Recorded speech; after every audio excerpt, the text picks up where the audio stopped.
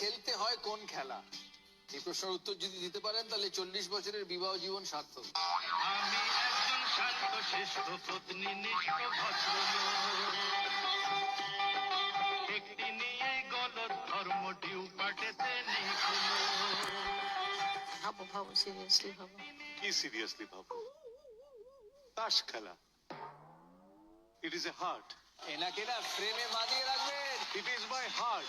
এনাকে একটা ফ্রেমে বাঁধিয়ে রাখবেন এই উত্তরটা দেওয়ার জন্য। ম্যাডামকে একটা গোলাপ দিতে বলুন ওনাকে।